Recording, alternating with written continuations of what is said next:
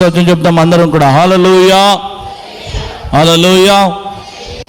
దేవుని ప్రియులారా, దేవుని సంగమా, ఈ యొక్క ఆదివారపు దినమున కుటుంబాలతో చేరి వచ్చి దేవుని స్తుతించడం, దేవుని ఆరాధించడం, మరి దేవుని యొక్క వాక్యాన్ని వినడం, మనకు దేవుడు చేసిన గొప్ప మేలు అని దేవునికి కృతజ్ఞత భావముతో దేవుని మాటలు మనం విందాం. వర్తమానం వింటున్నప్పుడు మీ సెల్ ఫోన్స్ ఆపరేట్ చేయకూడదు, బయటికి వెళ్ళకూడదు, ఇతరులతో మాట్లాడకూడదు, పిల్లలను మీ స్వాధీనంలో ఉంచుకోవాలి, పిల్లలు అల్లరి చేయకుండా చూడాలని కోరుతా ఉన్నాను. మంచిది ప్రియులారా, ప్రార్థన చేసుకొని దేవుని యొక్క వాక్యంలోకి వెళ్దాం. మహాపరిశుద్ధుడా, ప్రేమ కలిగిన మా తండ్రి, పరిశుద్ధాత్మ దేవ, నీ శ్రేష్టమైన ఘనమైన నామమును బట్టి నిన్ను స్తుతిస్తూ ఉన్నాం. ఇదిగో నైనా ఈ సుదినం, ఈ మంచి దినం, పునరుత్థాన దినము మా ప్రభువా, పరిశుద్ధులంతా ఒక చోట చేరి నిన్ను స్తుతించే సమయం కనుక ప్రభువా, మేమందరము చేరి నిన్ను స్తుతిస్తూ నిన్ను ఆరాధిస్తూ ఉన్నాం. ప్రభువా, నీ లేఖనము సత్యమైంది, నీ లేఖనము జీవం కలిగింది, నీ లేఖనం ప్రభువా మహిమ కలిగినటువంటి నీ లేఖనాన్ని మేము ధ్యానిస్తూ ఉన్నప్పుడు మీ యొక్క లేఖనములో ఉన్న సత్యాన్ని మేము గ్రహించుటకు సహాయము చేయమని యేసు నామమున ప్రార్థిస్తున్నాం తండ్రి, ఆమేన్. ప్రియులారా, పరిశుద్ధ గ్రంథం మన సంఘానికి ప్రామాణికమైనటువంటిది పరిశుద్ధ గ్రంథం. అందరూ బైబిల్ తీసుకొచ్చారా?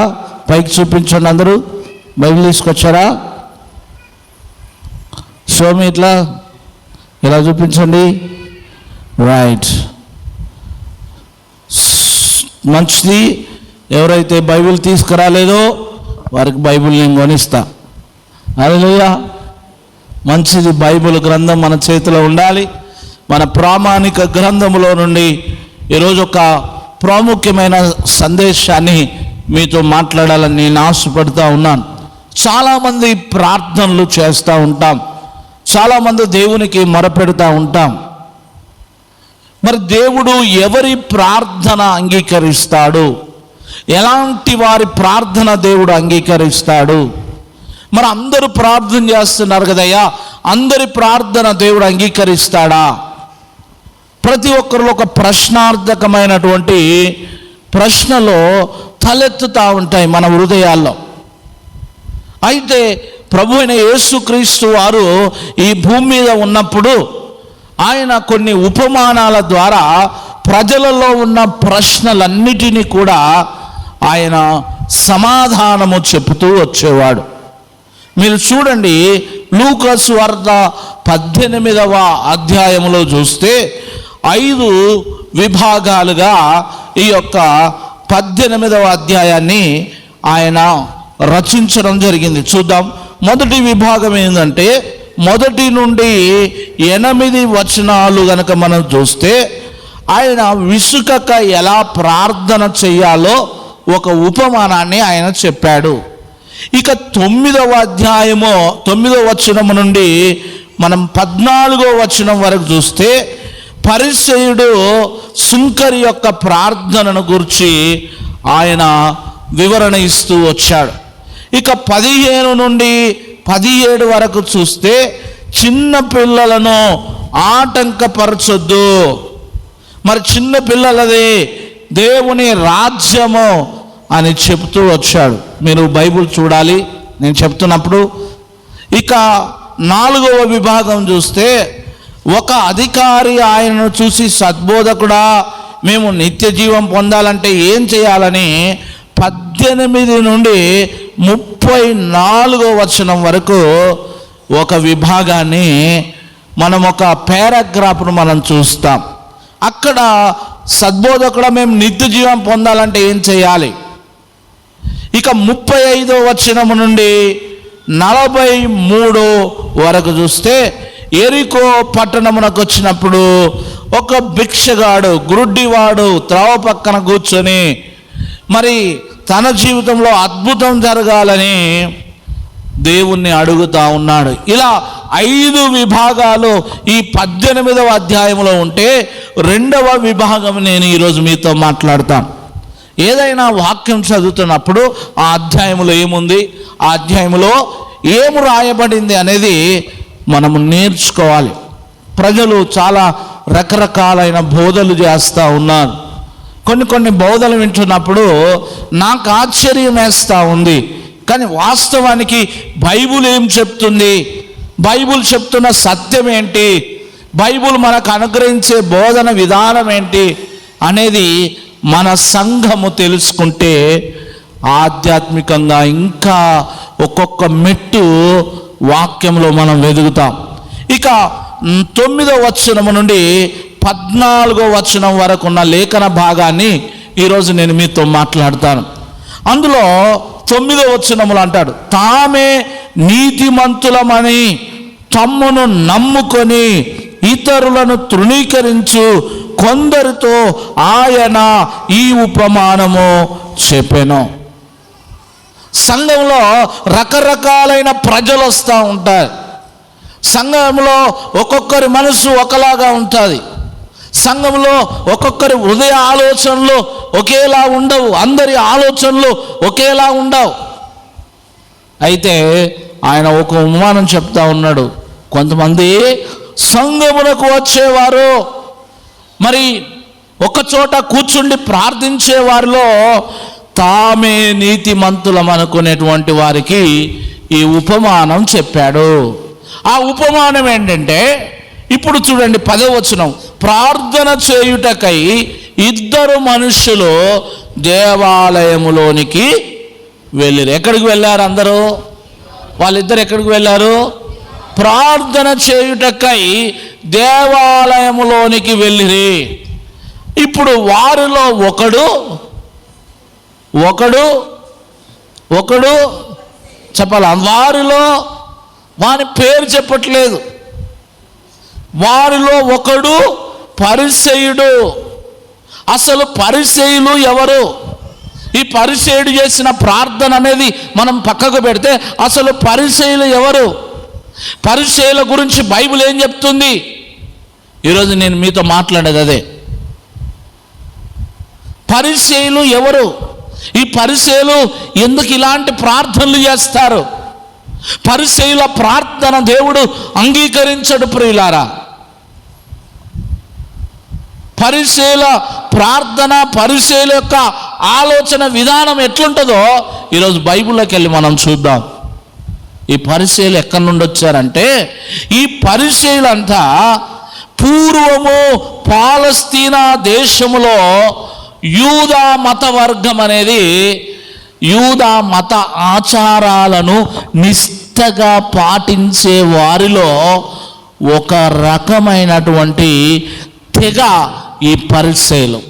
ఒక విధంగా చెప్పాలంటే ఈ పరిసయ్యులట మౌలికమైన సంప్రదాయాలను ఎక్కువగా గౌరవించేవారు, సంప్రదాయాలను ఎక్కువగా పాటించేవారు.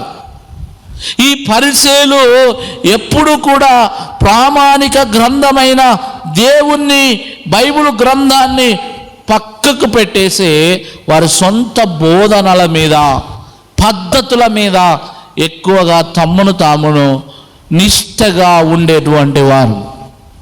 అంటే ఒక మాటలో చెప్పాలంటే వారు మేమే నీతిమంతులం అనుకునేవారు పరిసయ్యులు. ఇలాంటి పరిసయ్యులు యూదులలో మాత్రమే కాదు, నేటి క్రైస్తవ సమాజంలో కూడా ఇలాంటి వాళ్ళు ఉన్నారు. కొన్ని ఆర్గనైజేషన్స్, కొన్ని చర్చెస్కి నేను వెళుతున్నప్పుడు చూస్తున్నప్పుడు అంటున్నారు, మా చర్చ్ వాళ్ళే పరలోకం వెళ్తారు, మా సంఘం వాళ్ళే పరలోకం వెళ్తారు, మా బాప్టిస్ట్ వాళ్ళే పరలోకం వెళ్తారు, మా హెబ్రోన్ వాళ్ళే పరలోకం వెళ్తారు, లేకపోతే మా పెంతెకోస్తు వాళ్ళే పరలోకానికి వెళ్తారు, ఏమండి మా యొక్క రోమన్ క్యాథలిక్ వాళ్ళే పరలోకం వెళతారు. ఇలా మనుష్యుడు తమకు తనకు ఇష్టమైనటువంటి క్రైస్తవ ఆచారాలను తెచ్చిపెట్టుకొని వారు పరిచయులను వెంబడిస్తూ ఉన్నారు. నా వైపు చూడాలి, అందరూ నా వైపు చూడాలి. పరిచయులకు ఉన్నటువంటి చెడ్డ అలవాటు ఏంటంటే, పరిచయులకున్న భయంకరమైన ఆలోచన ఏంటంటే, మేమే నీతిమంతులం, మేమే నీతిమంతులం. ఏమంటారట వాళ్ళు? మేమే నీతిమంతులం, మేమే నీతిని అనుసరించేవారం. పరిశుద్ధ గ్రంథంలో చూస్తే ఇదిగో ఒక భక్తుడు ఇలా రాస్తాడు. ఆయన పేరు ఏంటంటే, ఆయన ఒక పుస్తకాన్ని రాశాడు. జాక్ పూనెన్ గారు ఆయన చాలా పుస్తకాలు రాశారు. ఆయన రాసినటువంటి పుస్తకాల్లో ఒక పుస్తకం పేరు ఏంటంటే 50 మార్క్స్ ఆఫ్ ద ఫారిసీస్ అని రాశాడు. పరిసయ్యుల యొక్క 50 లక్షణములు రాశాడు. మీరు ఎప్పుడన్నా క్రైస్తవ బుక్ స్టాల్లోకి వెళితే ఆ పుస్తకం కొనుక్కోండి. పరిసయ్యుల యొక్క 50 లక్షణాలు, అవి దేవునికి అయిష్టమైన లక్షణాలు అని పరిసయ్యుల గురించి ఆయన ఒక పుస్తకం రాశాడు. మీరందరూ చూడండి, పరిసయ్యులకు ఎలాంటి లక్షణాలు ఉన్నాయి.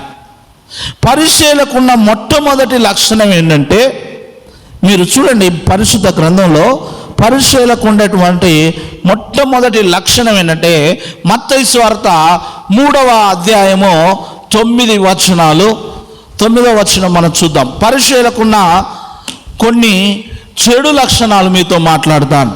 అవి మన సంఘములో కానీ మన ఆధ్యాత్మికమైనటువంటి జీవితంలో కానీ ఉంటే వాటిని ఈ రోజు నుండి మనం తుడిచివేయాలి. చదవండి. అబ్రహాము మాకు తండ్రి అని మీరు ఏమన్నాడమ్మా? చెప్పుకొన తలంచవద్దు. ఇప్పుడు చూడండి, పరిచయులకున్న ఫస్ట్ లక్షణం, పరిచయులకున్న ద వెరీ బ్యాడ్ క్వాలిటీ, మా తాత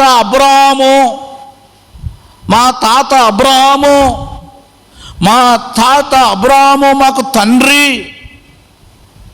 మేమెవరో తెలుసా?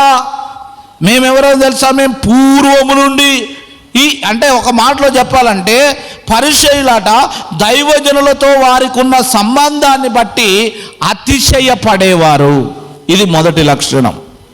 ఏం చేసేవారంటే, దైవజనులతో పూర్వము మేము ఎఫ్రాయిము పంతులు కాంచి మేము సంబంధం కలిగి ఉన్నామనే పరిచయుల లక్షణాలు కొన్ని మనలో ఉండొచ్చు. కొన్నిసార్లు నా బోధ సూటిగా మన హృదయంలో ఇంజెక్ట్ అయినప్పుడు మార్చుకోవాలి, మనం సరి చేసుకోవాలి. ఈ వాక్యం ఉంది ఎందుకు తెలుసా? సరి చేయడానికి. ఆయన అంటున్నాడు, అబ్రహాము మాకు తండ్రి. ఆ వచనం చదవండి. అబ్రహాము మాకు తండ్రి అని మీలో మీరు చెప్పుకొనా తలంచొద్దు. అంటే ఒక పరిచయుడు తన దైవభక్తి గలవాడని తెలుసు, అయినా సరే తన మంచి పేరు కొరకు ఏం చెప్తాడట అంటే, మా తండ్రి అబ్రహాం, మా తండ్రి ఇస్సాకు, మా తండ్రి యాకోబు, మా తండ్రి సో అండ్ సో, మా ఇది అని చెప్పి తమ యొక్క పితరులను ఈ ముందుకు తీసుకొచ్చి తను మంచి భక్తి పరుడను అని చూపించుకునేవాడు పరిసయుడు. ఫోర్ ఫాదర్స్ వెనకాల ఉన్నటువంటి ఆ 4 ఫాదర్స్ను ముందుకు తీసుకొచ్చి, ఇదిగో మా తండ్రి ఎవరో తెలుసా నీకు? పరిచయుల లక్షణాలు ఇవి. పరిచయుని యొక్క లక్షణాలు. ఆలయానికి వచ్చినటువంటి వారు 2 ఉన్నారు. వారిలో ఒకడు పరిచయుడు, ఒకడు సుంకరి. పరిచయుడు ప్రార్థన ఎలా ఉందో తెలుసా? నేను చోరులను, అన్యాయస్తులను, వ్యభిచారులను, ఇతర మనుషుల వంటి వాడనైనను కాక ఈ సుంకరి వాళ్ళనైనా ఉండక్క, ఇదిగో నీకు కృతజ్ఞత స్తుతులు చెల్లిస్తున్నాను, వారమునకు 2 మార్లు ఉపవాసం ఉంటున్నాను, ఇదిగో నా సంపాదన అంతట్లో నేను దశమ భాగం ఇస్తాను. వారి ప్రార్థన, వారి క్రియలను, వారి హెచ్చింపును గుర్తు చేసుకుంటున్నాడు. ఆలయంలోకి వచ్చిన తర్వాత పరిసయ్యుడు యొక్క లక్షణం పితరుల గురించి చెప్పుకొని, ఇంకో మాట చెప్పాలంటే తాత ముత్తాతల గురించి చెప్పుకొని, మా డాడీనే, మా తాతీనే, మా ముత్తాతీనే, మా తాతకేం ఈ తాత అది అని చెప్పుకుంటా ఉంటా. కాదు, అవసరం లేదు. దేవుడి దగ్గర నీ బ్యాక్గ్రౌండ్ దేవునికి అవసరం లేదు. నీ బ్యాక్గ్రౌండ్ చెప్తున్నావంటే నువ్వు పరిచయుడివే. నీ బ్యాక్గ్రౌండ్ దేవునికి అవసరం లేదు. ప్రస్తుతం నువ్వు ఎట్లున్నది అనేది దేవుడు నీ దగ్గర అదిగే భక్తి. చప్పట్లు కొడదాం. ప్రస్తుతం నువ్వు ఎట్లున్నావు, నీ బ్యాక్గ్రౌండ్ అవసరం లేదు. పరిచయుడు లక్షణం ఏంటి తెలుసా? తమ బ్యాక్గ్రౌండ్ తీసుకొస్తారు. అయ్యా అందరూ అనొచ్చు, మరి పాస్ గారు మరి ఎట్లా బ్యాక్గ్రౌండ్ చెప్పితే ఎట్లా? బ్యాక్గ్రౌండ్ నాకు చెప్తే పర్వాలేదు, బ్యాక్గ్రౌండ్ నాకు చెప్తే పర్వాలేదు, సంఘ పెద్దలకు చెప్తే పర్వాలేదు, విశ్వాసులకు చెప్తే పర్వాలేదు, నీ సహోదరులకు చెప్తే పర్వాలేదు. కానీ నువ్వు ప్రార్థన చేసేటప్పుడు నీ బ్యాక్గ్రౌండ్ దేవునికి ఎందుకు? హలో, శిల్ప ప్రార్థన చేస్తుంది అనుకో, మా తాత ఎడ్ల ఇది అని ప్రార్థన చేసింది అనుకో, ఆయనకు తెలియదు ఆమె ఎడ్ల వంశంలో పుట్టిందని. పౌలు ఆయనకు తెలియదా?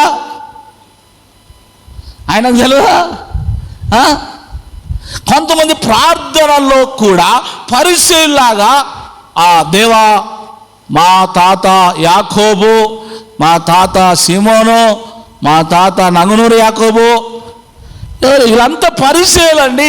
ఈ ప్రార్థన పరిచయుల యొక్కతో చూడండి. అదే అంటున్నాడు, నీవు చూడండి, నువ్వు ఆ వచనం చదువు, మా తండ్రి అబ్రహాం అని మీలో, మా అబ్రహాము మాకు తండ్రి అని ఇట్లాంటి చేయకూడదు. పరిచయులకున్న లక్షణం అది. ఇక రెండవది, పరిచయులకుండే చెడు లక్షణం ఏంటంటే, పరిచయులను ఎట్లా గుర్తుపట్టవచ్చు అంటే, ఇక మత్తయి సువార్త 5వ అధ్యాయం 20వ వచనాన్ని చూద్దాం. ప్రతి వచనాన్ని బైబిల్ లేఖన భాగంలో నుండి చూద్దాం.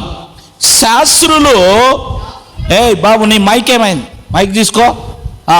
శాస్త్రులు నీతి కంటేను, పరిచయుల నీతి కంటేను మీ నీతి అధికము కాని ఎడల మీరు పరలోక రాజ్యముల్లో ప్రవేశింపనేరని మీతో చెప్పుచున్నాను. ఏమన్నాడండి అంటే, పరిచయులట రెండవ లక్షణం. బ్రదర్స్ నా వైపు చూడండి. పరిచయులకున్న రెండవ లక్షణం ఏంటంటే, వాళ్ళ నీతిని బట్టి వాళ్ళు అతిశయపడతారు. వాళ్ళ నీతిని బట్టి వాళ్ళు అతిశయపడతారు.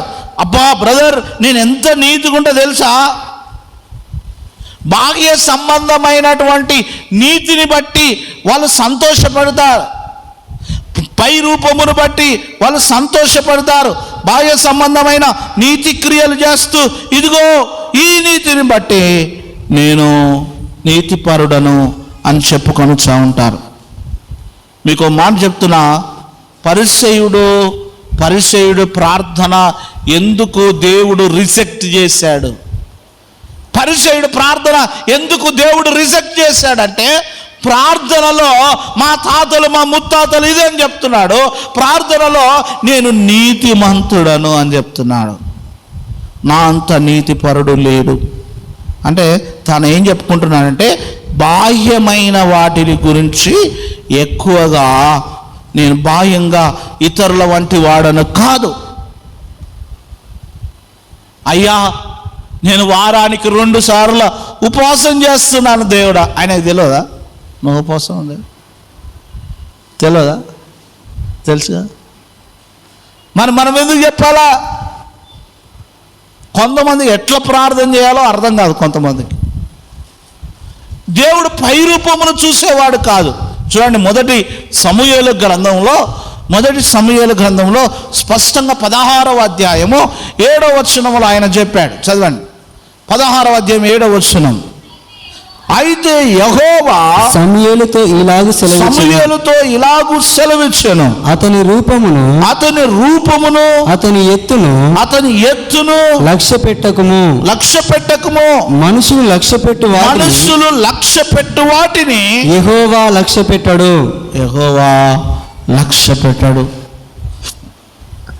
బ్రదర్, చర్చిలో ఫలానా అయినా అందరు చూడాలి, నా వైపు చూడాలి అందరు. మనం వాడి నీతిని బట్టి క్యాలిక్యులేట్ చేసుకొని, అబ్బో బ్రదర్ ఆయన ఎంత నీతిగా ఉంటాడు తెలుసా అంటే, నువ్వు పై రూపమును లక్ష్య పెట్టొద్దు, వాడి నీతి క్రియలు లక్ష్య పెట్టొద్దు. బైబిల్ అంటుంది, నీ దాన ధర్మాలు, నీ నీతి క్రియలు దేవుని మురికి గుడ్డలతో సమానమాట.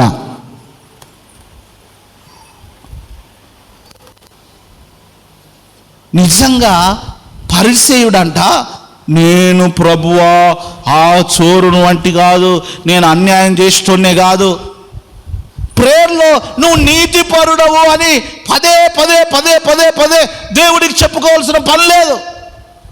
పరిసయ్యులకున్న సెకండ్ క్వాలిటీ ఏంటంటే, పై రూపాన్ని చూసి డిసైడ్ చేసేస్తారు. పై రూపాన్ని చూసి ఇక మిలిటరీ సెలక్షన్ ఏమన్నా పై రూపాన్ని చూసి సెలక్షన్ చేయడానికి కాదు కదా. నీ పై రూపమును చూసేవాడు కాదు, పై రూపమును లక్ష్య పెట్టేవాడు కాదు, పై రూపమును దేవుడు కోరేవాడు కాదు. ప్రార్థనకు వచ్చిన తర్వాత పరిసయ్యుడు లక్షణాలు మన హృదయ అంతరంగంలో నుండి పోవాలి, చచ్చిపోవాలి, అవి ఉండొద్దు. బ్రదర్ ఆయన ఎంత నీతిగా ఉంటాడో తెలుసా, అతడు ఎంత భక్తిపరుడుగా ఉంటాడు, మంచిదే, నేను కాదనట్లేదు. కానీ ఆ క్యాలిక్యులేషన్ బట్టి దేవుడు కార్యం చేస్తాడు అనుకోవద్దు. వాడి అంతరంగం ఎలా ఉంది, వాడి అంతరంగం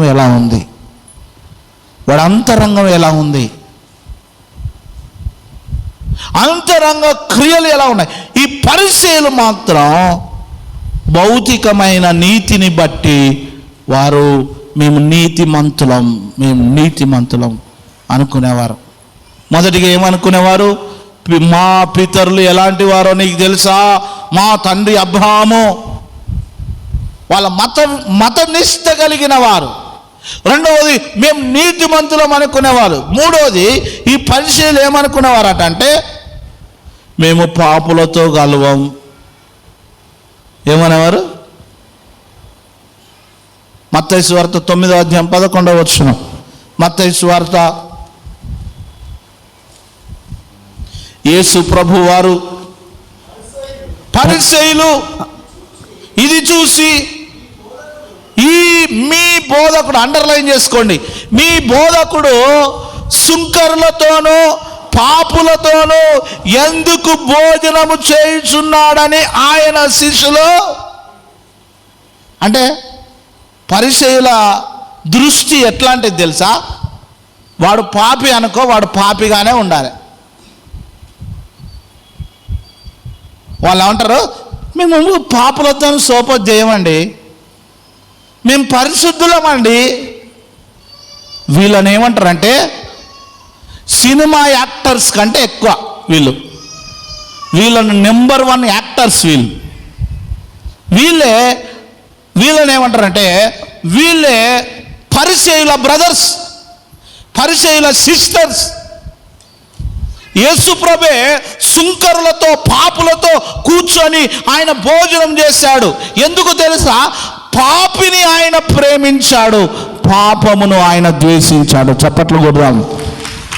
పాపి ఆయన కావాలి, ఒక పాపి రక్షింపబడాలి, ఒక పాపి దేవుని దగ్గరికి నడిపించబడాలి, ఒక పాపిని ఎట్లాగైనా సరే ఆయనను నరకము నుండి తప్పించాలి. కానీ ఆయనలో ఉన్న పాపాన్ని మాత్రం ద్వేషించాడు. మనం ఏం చేస్తాం తెలుసా, పాపిని రెండు ద్వేషిస్తాం.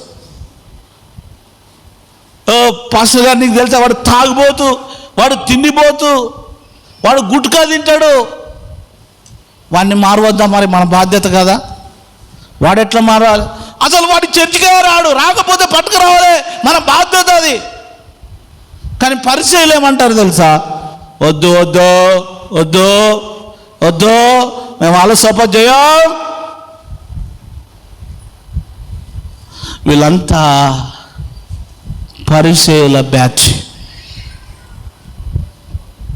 ఆయన అంటున్నాడు పరిచయులు వచ్చి, మళ్ళీ చదువు చిరంజీవి ఏమన్నాడు?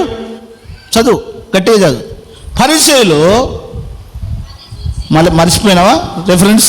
మత్తయి సువార్త 9వ అధ్యాయం 11వ వచనం. పరిచయులు అది చూచి మీ బోధకుడు సుంకరులతో పాపులతో ఎందుకు భోజనం చేయుచున్నాడని. కలిసి ఎందుకు భోజనం ఏమండి? గట్ల కలిసి భోజనం చేస్తారా అండి?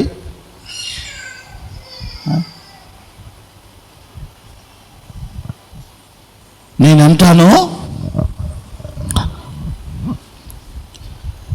ఆ పాపి రక్షింపబడినప్పుడే నిజమైన ప్రార్థనా జీవితం నీలో ఉందని నేను నమ్ముతా. పాపి యొక్క జీవితాన్నే ఈ పరిచయులు అంటారు, మేము పాపులతో కలువము. మొదటి లక్షణం, పరిచయుల యొక్క లక్షణాలు చెప్తున్నా మీకు. మా తండ్రి ఎవరో తెలుసా? మా తండ్రి అబ్రహాము అంటారు. రెండవ లక్షణం, మేము నీతిమంతులం అంటారు. ఇవన్నీ ఎవరికి చెప్తారు? దేవునికే. మూడవది ఏమంటారు? దేవా, నువ్వు సుంకరులతో భోజనం చేయించున్నావు, పాపులతో కలిసి భోజనం చేయించున్నావు, ఏం బోధకుడువయ్యా నువ్వు? మేము పాపులతో కలవం, పాపులతో కలవం.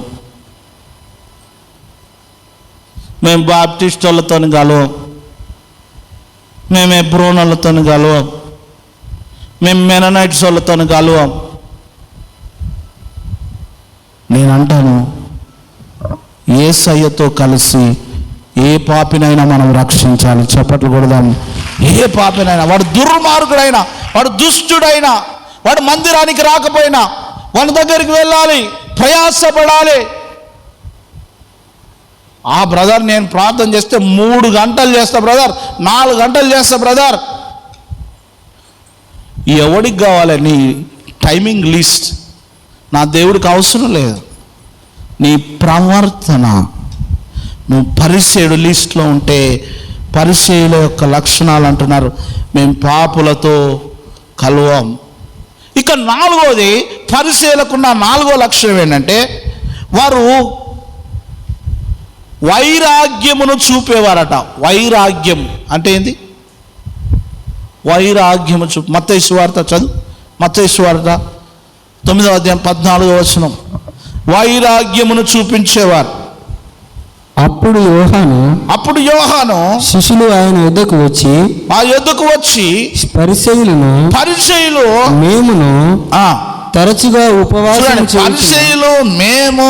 తరచుగా ఉపవాసము చేయుదురు గాని నీ శిష్యులు ఉపవాసము చేయరు. ఇప్పుడు చూడండి, పరిచయులకున్న ఎన్నో లక్షణం ఇది?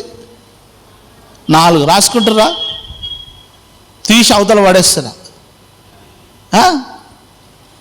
పరిచయులకున్న 4వ లక్షణం ఏంటంటే, యేసు ప్రభు దగ్గరికి వచ్చి, ప్రభువా, మేము అప్పుడప్పుడు ఉపవాసం ఉంటున్నాం, కానీ అసలు మీ శిష్యులైతే ఉపవాసము ఉండట్లేదు. వైరాగ్యము అంటే అర్థం ఏంటంటే, వారు చేస్తున్న భక్తి ఇతరులను చెయ్యనప్పుడు వారిలోకి తొంగి చూడడం, ఇతరులలోకి తొంగి చూడడం పరిచయుని లక్షణం. అది ఇతరులలోకి తొంగి చూసి చెప్తా ఉంటాడు, అయ్యా మేము తరచుగా ఉపవాసం ఉంటున్నాం, కానీ కొంతమంది అయితే తరచుగా లేదు, పరుచుగా లేదు, ఏది లేదు. ఈ అనాలసిస్ పరిచయుడు చేసుకుంటూ ఏం చేస్తాడంటే, ఈ పరిచయుడు, ప్రభువా, మేము ఇదిగో వారమునకు 2 మారులు ఉపవాసం ఉంటున్నాం కనుక ప్రభువా, ఇదిగో మేము ఈ క్రైస్తవుల వంటి వారం కాదు, మేము 21 రోజు ఉపవాసం ఉన్నాం అని చెప్పి ఉపవాసము లేని వారి పట్ల చిన్న చూపు చూడడం. పరిసయ్యులు చిన్న చూపు చూడడం, చిన్న చూపు చూస్తూ మాట్లాడడం, చిన్న చిన్న విషయాలలో వాళ్ళను విమర్శించడం. చూడండి, ఇంకొక వచనం చదవండి, 12వ అధ్యాయం 2వ వచనం చూడండి. పరిసయ్యులు ఏం చేస్తారంట, ఇతరులను చూసి విమర్శిస్తారు, విమర్శన చేస్తూ ఉంటారు. పరిసయ్యులను చూచి ఇదిగో విశ్రాంతి దినము చేయకూడదని నీ శిష్యులు చేయుచున్నారని ఆయనతో చెప్పగా. చూడండి, విమర్శ. అమ్మా, మన ప్రార్థన పరిసయ్యుడి యొక్క ప్రార్థన లాగా ఉండొద్దు. 5వది, పరిసయ్యులట ఇతరులను చిన్న చిన్న విషయాల్లో కూడా విమర్శిస్తారు. మనం విమర్శించొద్దు. పరిసయ్యులకున్న లక్షణం విమర్శించడం. తెల్లారులేస్తే వేరే వాళ్ళని విమర్శించడం, అదే పని పెట్టుకొని బైబిల్ చదువుదాం గంట సేపు అని లేదు.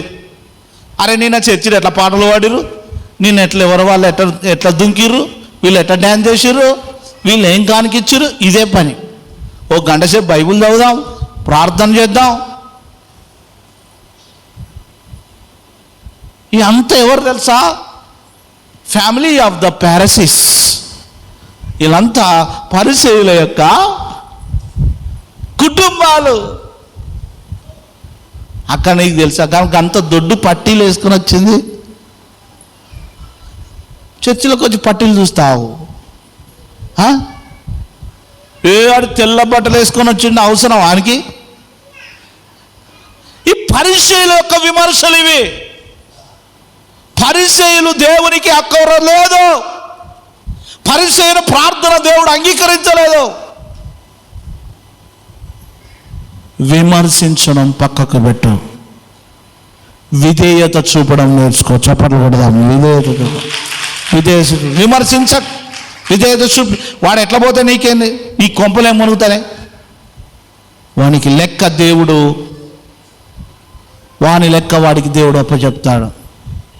ఇక పరిసయ్యులకున్న ఇంకొక లక్షణం, 10 క్వాలిటీస్ చెప్పి నేను సుంకరి విషయానికి వస్తాను. పరిసయ్యులకున్న ఇంకొక క్వాలిటీ ఏంటంటే, పరిసయ్యులు ముఖ్యముగా నియమములను బట్టి జీవిస్తారట. వాళ్ళకు కొన్ని నియమాలు పెట్టుకుంటారు. ఇప్పటిదాకా అన్నారు కదా, అయ్యా విశ్రాంతి దినమున స్వస్థపరచుట న్యాయమా? మత్తయి సువార్త 12వ అధ్యాయము 9-10 వచనాలు. ఇదిగో ఊచ చేయగలవాడొకడు కనబడెను, వారు ఆయన మీద నేరము మోపవలనని విశ్రాంతి దినమున స్వస్థపరచుట న్యాయమా అని ఆయనను అడిగిరి. ఇది పరిసయ్యులు అడిగే ప్రశ్న. పాస్టర్ గారు, సండే రోజు పెళ్లి చేసిన న్యాయమా? సండే రోజు ఎంగేజ్మెంట్ చేయడం అవసరమా?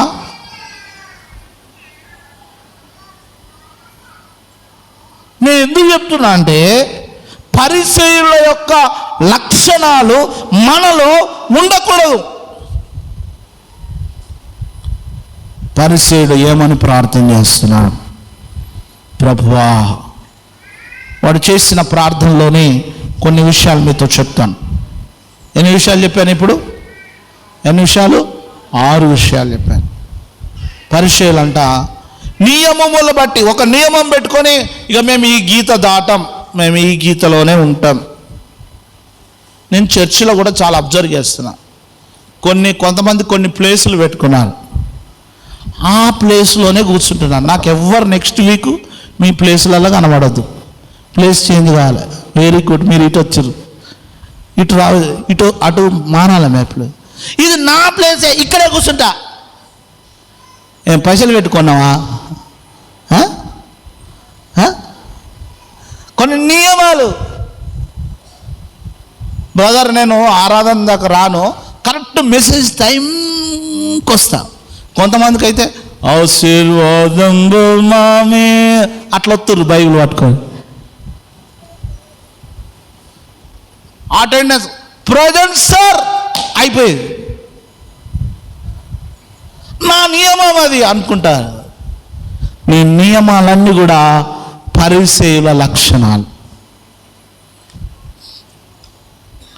ఇంకా పరిసయ్యులట, ఇక 7వ క్వాలిటీ. పరిసయ్యులు ఏం చేస్తారో తెలుసా? మత్తయి సువార్త 12వ అధ్యాయము 14వ వచనం చదవండి. అంతటా పరిసయ్యులు వెలుపలికి పోయి ఆయనను ఎలాగు సంహరింతుమా అని ఆయనకు విరోధముగా ఆలోచన చేసిరి.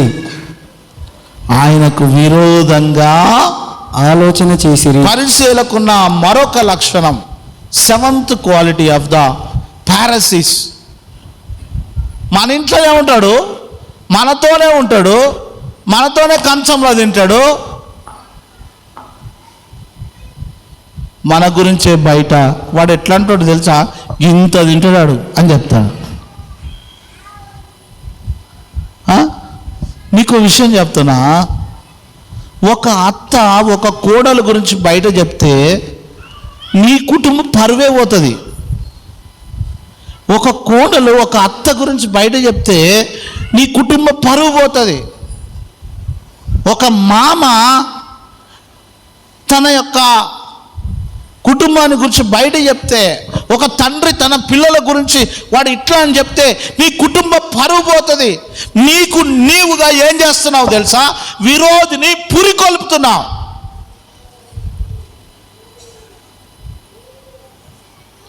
అందుకే ఈ బైబిల్ గ్రంథం నేర్పించే సత్యాన్ని పరిశుద్ధంగా పాటిస్తేనట ఏ కుటుంబము కూడా అల్లరితో ఉండదు. ప్రతి ఇంట్లో కూడా భోజనపు బల్ల చుట్టూ పిల్లలు ఒలీవ మొక్కల వలె ఉంటారు. చప్పట్లు కూడా ఇవి పాటించాలి. బయట పెట్టొద్దు. నీ ఇంటి విషయాలు బయట చెప్పొద్దు. పరిచయాలు ఏం చేస్తారు తెలుసా? విరోధులను వానికి వ్యతిరేకంగా నిలబడరా. 1 2 3 4 5 6 నిలబడు. అపోజిషన్ పార్టీ నిలబెడతారు. చేతులెత్తి దండం పెట్టి చెప్తున్నా, పరిచయాల లక్షణాలు అవి. పరిచయాల లక్షణాలు. పరిచయాల లక్షణాలు. మనవాడి మీద అసూయ పెంచుకొని, మనవాడి మీదనే కక్ష పెంచుకొని, మనవాడి మీదనే మనము విరోధులుగా మారకూడదు. ఇక పరిచయాలకున్న 8వ లక్షణం చూడండి. మత్తయి సువార్త 12:24 వచనం చూడండి. పరిసయ్యులు ఆ మాట విని వీడు దయ్యములకు అధిపతి అయి ఉన్న బెల్జెబూలు వలనే దయ్యములను వెళ్ళగొట్టుచున్నారని గాని మరి ఒకని వలన కాదనిది. అంటే పరిసయ్యులకున్న మరొక చెడ్డ గుణం ఏంటంటే అనుమానం. ఏంటిది? కొంతమంది ఉంటారు, ప్రతి దాన్ని అనుమానిస్తారు. నేను కోర్టులో కౌన్సిలింగ్ చేస్తూ ఉన్నప్పుడు నాకు ఎక్కువ వచ్చిన కేసులు ఏవంటే అనుమానం.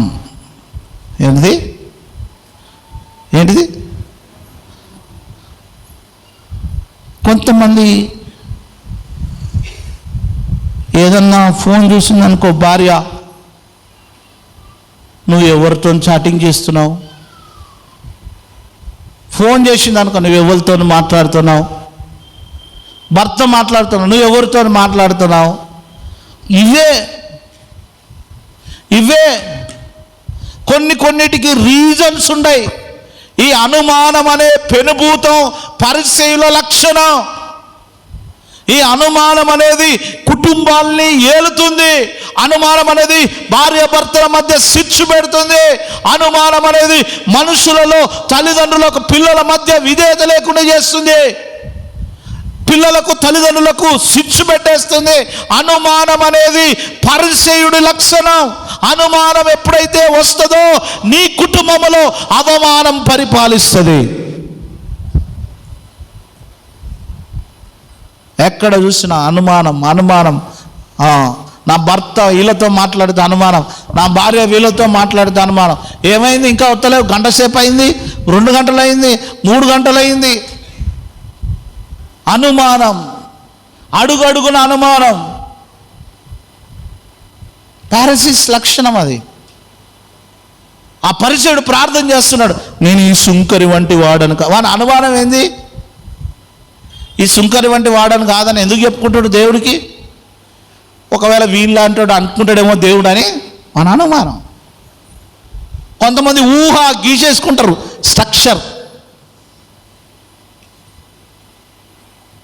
స్ట్రక్చర్ గీసేసుకుంటారు. చిన్న చిన్న వాటికి కుటుంబాల్లో విభేదాలు వస్తాయి. అనుమానం కుటుంబాన్ని పట్టి పీడిస్తుంది. మీకు చెప్పాను, ఎంతమందికి గుర్తుందో నాకు తెలియదు, కానీ ఒకరోజు నేను హౌస్ విజిటింగ్కి వెళ్తే హౌస్ విజిటింగ్లో జరిగిన ఒక సంఘటన మీతో మరొకసారి గుర్తు చేస్తాను. ప్రతి శనివారం హౌస్ విజిటింగ్కి వెళ్ళేది, కానీ లాస్ట్ సండే నేను ఒక మెసేజ్ చెప్పాను. ఏం మెసేజ్ చెప్పానంటే కుటుంబ ప్రార్థన గురించి చెప్పాను. సరిగ్గా 8 o'clock వాళ్ళ ఇంటికి వెళ్ళిన ఒక పాట వినబడుతుంది, దేవుణ్ణి స్తుతించుడి. మస్తు పెద్ద సౌండ్తో టేప్ రికార్డ్ సౌండ్ వినబడుతుంది. నాకెంతో సంతోషం. అక్క నా పక్కకుంది, పాస్టమ్మా చూసినావా నా వాక్యం పనిచేసిందని నేను చెప్తా ఉన్నాను. లోపల వేరే వెళ్తే అన్నది. ఆమె కొన్నిసార్లు లోపలికి వెళ్ళకముందే ఆమెకు తెలిసిపోతుంది, పసిగట్టేస్తూ ఉంటుంది. ఎందుకు అలా అంటున్నావు? గేటు కొట్టగానే ఆ పాట ఆగిపోయింది. 3 సార్లు కొట్టినా, అమ్మ ప్రైజలా అని గట్టిగా అంట కదా అనగానే ఆ డోర్ తీసి ఆయన లుంగి కట్టుకున్నాడు, చాలా సీరియస్కున్నాడు. నాకేం అర్థం కాలే. ఆమె చీపురు కట్టుకొని ఊడుస్తూ ఉంది. మనం ఏమనుకున్నాం? పాస్టర్ అంటుంది ప్రైజ్ లార్డ్ బ్రదర్ అని నేను అన్నా. బ్రదరా అన్నాను. ఇంట్లో ఇంత సీరియస్గా అంటున్నాను అంటే అక్క అన్నది తొందరగా వెళ్ళిపోదు, ఏమో జరిగింది ఇక్కడ అన్నది. ఏం జరిగి ఉంటుందిలే అమ్మా, వీళ్ళు ఏం జరిగి ఉంటుంది, మనం ఏమనుకుంటా సపరేట్ పోదాం తొందరగా అన్నది. సరే మా ప్రార్థన చేద్దామని చెప్పి ప్రార్థన చేస్తే పైనుండి ప్లేటు నా నెత్తి మీద పడ్డది. ప్లేట్ అప్పటిదాకా ప్లేట్ ఆడనే ఉంది, అది పెంకుటిల్లు, అది ఆ ప్లేట్ అక్కడ ఉంది, నాకు తెలియదు. అది ఆ ప్లేటు పడితే తెల్ల బట్టలు నాయి ఇక్కడికి వెళ్ళి ఈ దాకా ఈ కర్రీ అంతా కూడా ఎంత పడిపోయి కాకరకాయ కూర.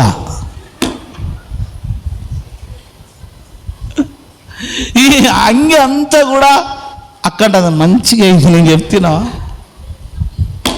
బాగా మంచిగా నీకు ఇట్లే కావాలన్నది.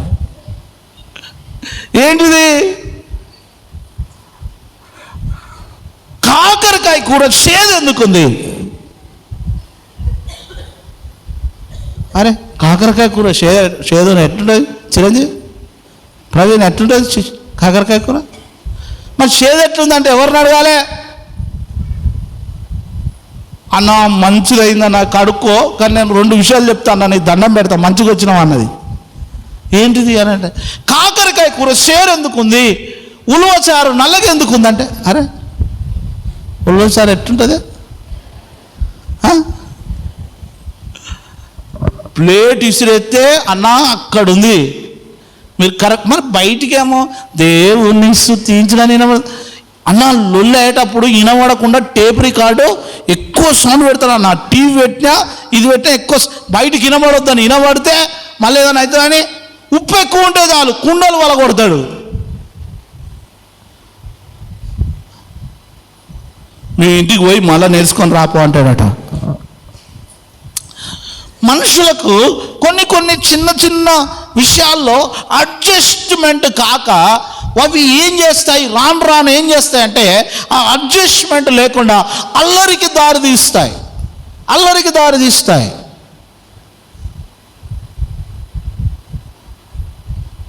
ఒక ముసలమ్మ నాకు ఒక హౌస్ విజిటింగ్లో కిరోసిన్తో వండుకుంటుంది. కిరోసిన్ ఆ ఛాయ్లో కిరోసిన్ అంతా పడ్డది, కానీ నేను అట్లే తాగినా.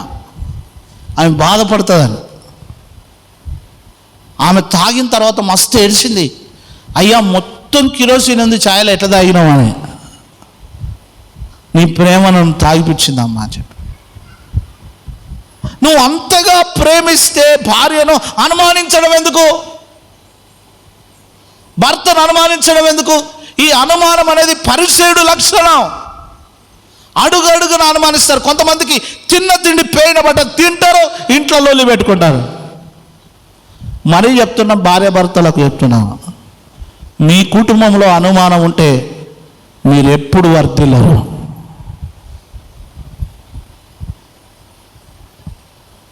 ఒక ఆమె అంటది, మా ఆయన ఫోన్ గురించి నాకు తెలియదు, ఏదేదో లాక్ పెట్టుకుంటాడు, ఈ లాక్ ఈ లాక్ ఈ లాక్ ఈ లాక్. ఇప్పుడు ఒకటి వచ్చింది కదా, చేయి పెడితే ఫోను పండుకున్నాక భర్త చేయి పెట్టి ఓపెన్ చేసి చూస్తారు ఫోన్లో ఏమేమి ఉన్నాయా. భార్య ఫోన్ అలా ఓపెన్ చేస్తారు. ఈ ఫోన్ అనే దరిద్రం రావడం వల్ల అనుమానం ఎక్కువ అయిపోయింది మనుషులు. అనుమానం దేవునికి అసహ్యమైనది. కనుక పరిచయులు ఎలాంటి వాళ్ళంటే అనుమానం చేసేవారు, అనుమానంగా ఉండేవారు. ఏ విషయాన్ని అంత సులభంగా ఉండేవారు కాదు. ఎన్ని విషయాలు చెప్పావు?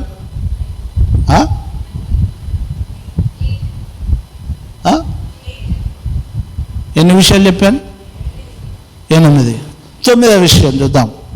పరిచయులకున్న ఇంకో లక్షణం 12వ అధ్యాయం 24వ వచనం చదివినా కదా. ఇంకొంచెం విషయం, ఇంకొక వచనం చదువుదాం. అదేవిధంగా మత్తయి సువార్త 15:9వ వచనం, 1 నుండి 9 వచనాలు చదివితే అందులో 9వ వచనం చదివినా, ఈ ప్రజలు తమ పెదవులతో నన్ను ఘనపరచుదురు గాని, నా పెదవులతో నన్ను ఘనపరచుదురు గాని వారి హృదయము నాకు దూరముగా ఉన్నది. అబ్బా, హృదయం ఎక్కడుంది?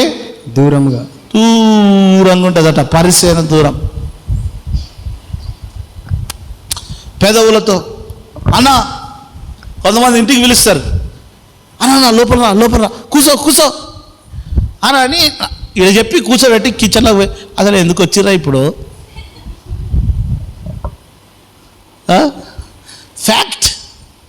ఫ్యాక్ట్ మాట్లాడుకుందాం, నిజాలు మాట్లాడుకుందాం. వీళ్ళంతా ఎవరు తెలుసా? ఫరిసేయుల ఫ్యామిలీ.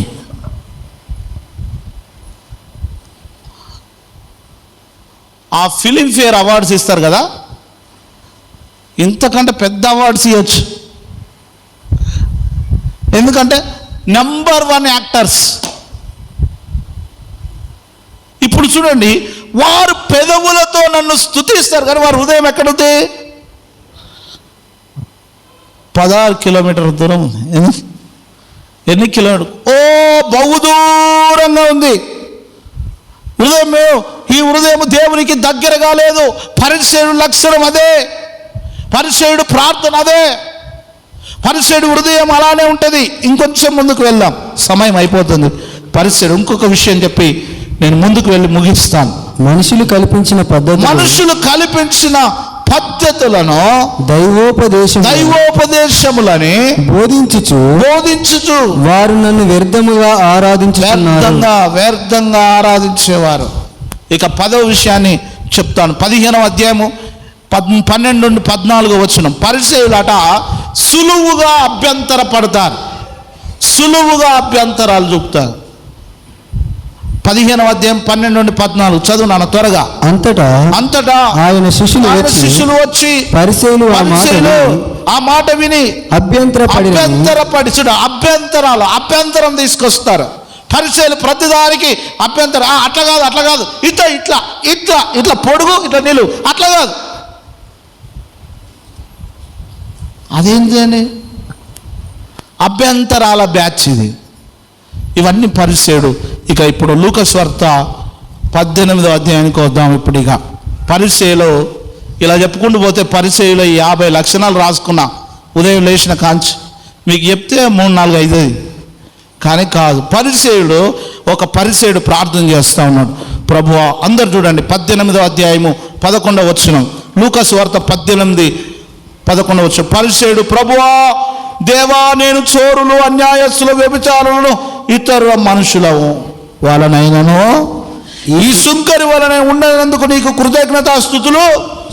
వాడు మంచివాడని వాడే సర్టిఫికెట్ ఇచ్చుకుంటున్నాడు. కొంతమంది సర్టిఫికెట్లు కొంతమందికి ఇస్తారు. బ్రదర్ ఈయన తెలుసా, ఈయన మంచోడు, ఈయన నువ్వెందుకు ఇవ్వాలి సర్టిఫికెట్? దేవుడు ఇవ్వాలి. ఈ సుంకరి ప్రార్థన దేవుడు అంగీకరించలే. అమ్మ అందరిన వైపు చూడండి, సుంకరి ప్రార్థన దేవుడు అంగీకరించలే. సుంకరుల ప్రార్థన పరిసయ్యుడు ప్రార్థన దేవుడు క్షమించదు. పరిసయ్యుడు ప్రార్థన దేవుడు అంగీకరించలే, తీసేశాడు. ఇదిగో పరిసయ్యుడు లక్షణాలు బాగలేవు. నేను వారానికి 2 సార్లు ఉపవాసం ఉంటున్నా, నేను 10వ భాగం తప్పనిసరి. నువ్వు ఇచ్చేది దేవునికి తెలియాల.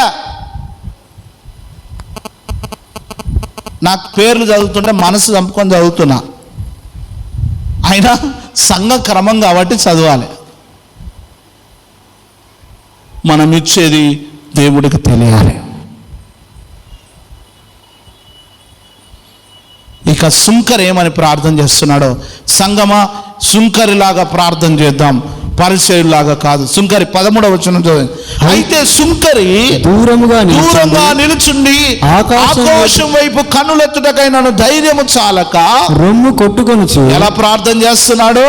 రొమ్ము కొట్టుకొనుచు, ప్రభువా దేవా, పాపినైనా నన్ను ఆయన సర్టిఫికెట్ ఏమని ఇచ్చుకుంటున్నాడు? దేవా నేను పాపిని, నేను పరిశుద్ధుని అన్నాడా? నేను పాపిని. ఒక మాట చెప్పాలంటే, సుంకరులు ఎవరంటే ఉన్నది ఉన్నట్టుగా తనను తాను దేవుని ఎదుట కనపరుచుకునేవారు. దేవుని స్తోత్రం కలుగును గాక. హల్లెలూయా. పాపినంటే నేను పాపినని చెప్పుకునేవారు. కనుక సంగమా అందరం కూడా కళ్ళు మూసుకుందాం, ప్రార్థన చేద్దాం. నేను పరిసయ్యులాగా అనుమానం నాకు ఉండొద్దు. పరిసయ్యులాగా నా పితరుల గొప్ప విషయాలు నేను చెప్పుకోవద్దు. నేను సుంకరి వలె రొమ్ము కొట్టుకొనొచ్చు ప్రార్థన చేస్తూ, దేవా నన్ను జ్ఞాపకం చేసుకో. అందరూ కూడా కళ్ళు మూసుకుందాం. ప్రభా, సుంకరి వలె నా జీవితాన్ని జ్ఞాపకం చేసుకో. నేను పరిసయ్యులాగా ఉండొద్దు తండ్రి. నేను